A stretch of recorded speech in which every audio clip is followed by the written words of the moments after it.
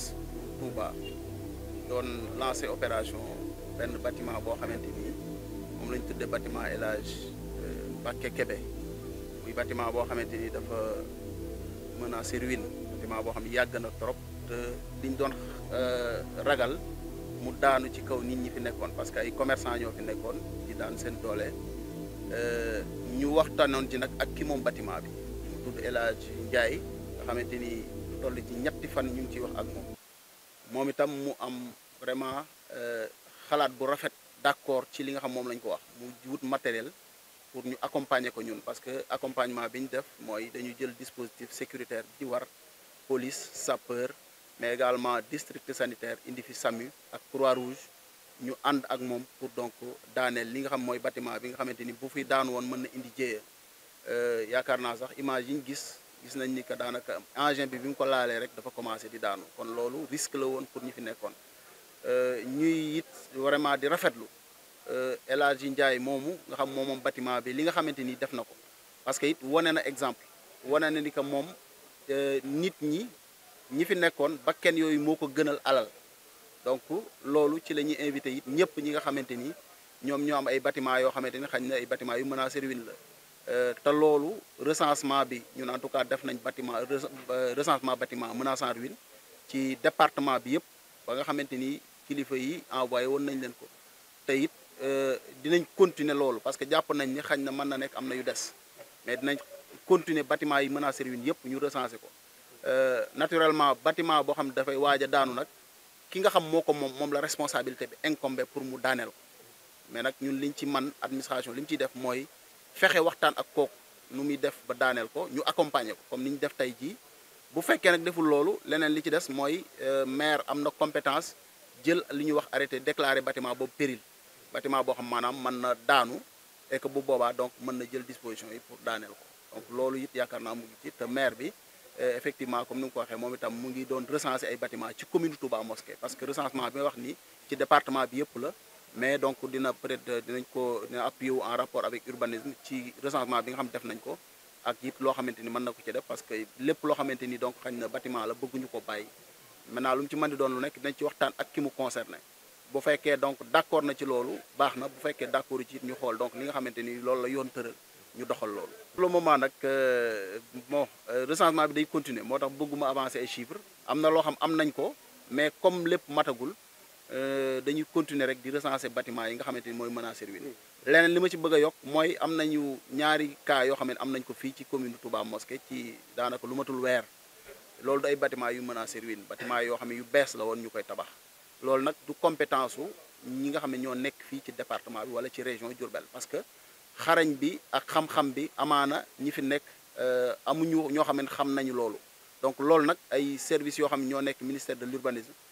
notamment ñu tuddee IGB inspection générale des bâtiments ñoo am xam-xam boobu mais ñu ngi waxtaan ak ñoom xool ba xam nan la ñuy fexe ba ñu mën a fexe ba ñoom bâtiment yi nga xam moom la ñuy tabax muy bâtiment yu bees nu ñuy fexe ba inspecté ko xam ba xam ban moo ci war a mën a ban moo ci baax ak boo xam ne baaxul bépp boo xam jàpp nañ ni baaxul it dañu waxtaan ak ka koy defar bu ko defee ñu jéem a xool nan la ñuy fexe ba daaneel ko bu fekkee d'accord na baax na bu ko d'accord it ñu utiliser li nga xamante moom la ñu yoon may pour jéem a fexe donc nan la ñuy daanale bâtiment boobu.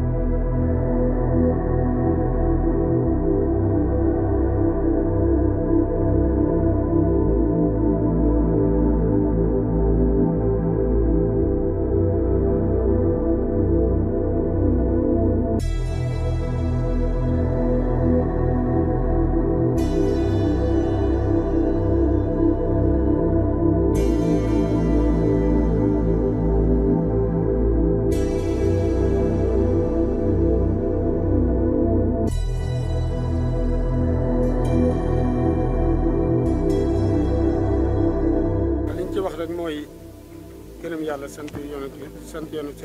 jublu ci yonent bi alayhi salaatu wasalaam sant Serigne Touba ya xam ne lii ñu def moom exemplaire la bu ñuy wane ndax lu mat ñaari at ci gannaaw menace ki ñëwoon nañ fi ba avertissé woon borom ba waxoon ko ne dañ ko toj mais boobaak léegi dem ci bi ñu demee ba nga xam ne nag jëye yi am na Touba ba ñu gis ko xam ne am na ci loo xam ne bu ñu ko gàttandu dafay métti ci la ñu delsi bi ñu fi delsee man ma ànd ak urbanisme bu Mbàkke Xaadim ñu ñëw fii bi ñëwee waxtaan ak ñoom xamal leen ne leen lundi dañ fi ñëw jàmpoon na nag ci commerçant yi fi nekk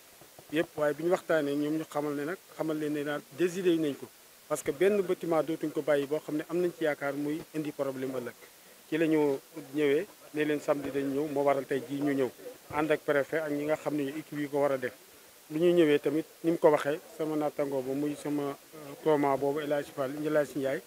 moom moo ko jënd yàggut bâtiment bi ni ko préfet ma waxe ku ñuy wax El Hadj Mbacke Kébé foo Mbacke Kébé yàlla na ko yàlla doon leer moo ko moomoon waaye nag jaayoon na ko ku ñuy wax lëy moomee nag moo ko yoroon moo ko jaayaat bi mu ko jaayaat ak léegi matul 10 jours comme ko jaay nag El Hadj Ndiaye moom moo ko jënd parce que ñun dañu topp lépp El Hadj Ndiaye boobu nag moom moo ñëw nag bi ñu ko waxee mu ne moom da koy daaneel mooy comme li préfet wax kon ñu ngi ko ci sant di ko gërëm comme jël na ay initiative am jël ay xalaatam andi Pokolin ne da koy daaneel